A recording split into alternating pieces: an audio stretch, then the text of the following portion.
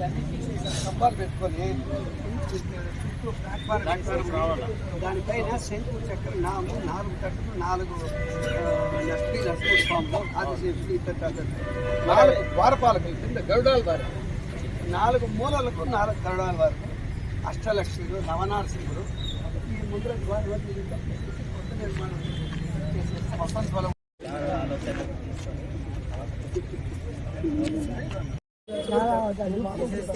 అదే వాస్తు కూడా అదే కళ్ళు దాన్ని అష్టోనికి పండ్లు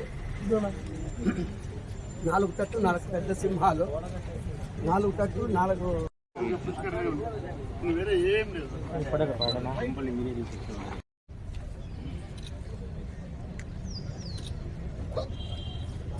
కొంచెం అంతలా కొంచెం ఓం శ్రీ లక్ష్మీ సుల్లగురుభ్యో నమః. స్వామివారి యొక్క పుష్కరిణి అత్యంత వైభవముగా అభివృద్ధి చెంది స్వామివారి యొక్క కాద్రి క్షేత్ర మహత్యం దేశాలు ఇతర దేశాల్లో కూడా ప్రావీణ్యం రావాలని ఆకాంక్షిస్తూ ఈ దినం సుదినంగా భావిస్తూ మా ఎమ్మెల్యే గారు, పిఏ గారు, ఏఏ గారు, పాఠశాల గారు, ఆలయ అధికారులు, గ్రామ పెద్దలు అన్ని సమక్షంలోనూ ఈ యొక్క పుష్కరిణి యొక్క అభ్యున్నతను కోరుతూ దీన్ని పరీక్షిస్తూ ముందుకు ఇంకా ఎన్నో కార్యక్రమాలు చేసి పూర్తి చేసి స్వామివారి మహాసంప్రోక్షణ కార్యక్రమంలో పాల్గొని వారి ఆశీస్సులు పొందాలని, లోక సుభిక్షంగా ఉండాలని, సస్యశ్యామలంగా రాష్ట్రము దేశము అన్నీ బాగుండాలని ఆకాంక్షిస్తూ శ్రీ స్వామివారి ఆశీస్సులు కోరుతూ శుభం భూయాత్. కొన్ని దేశాలు కేవలం టూరిజం మీదనే బతుకుతున్నాయి. భారతదేశంలో అనేక రకమైన ప్రఖ్యాతి క్షేత్రాలు ఉన్నాయి. ఆ క్షేత్రాలు ఇంతకుముందే మన ప్రసాద్ గారు కూడా చెప్పడం జరిగింది.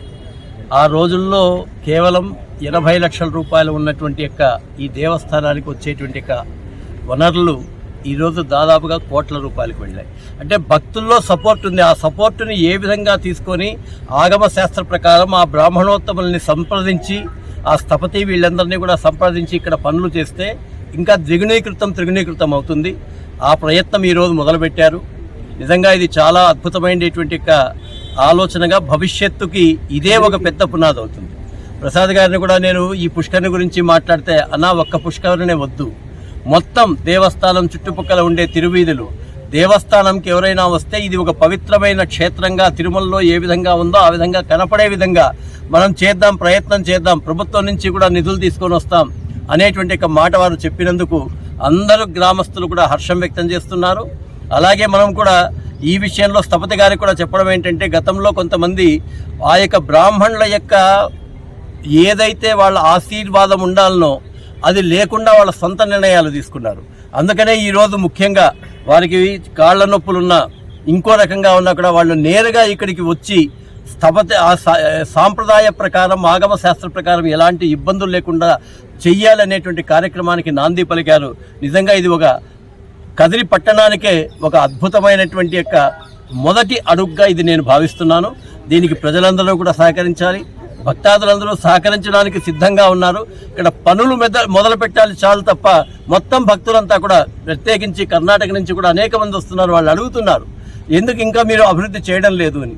గతంలో ఏం జరిగిందనేది మనకు అవసరం లేదు, కానీ ఇప్పుడు అభివృద్ధి విషయంలో మనమందరము కూడా కలిసి పనిచేద్దాం.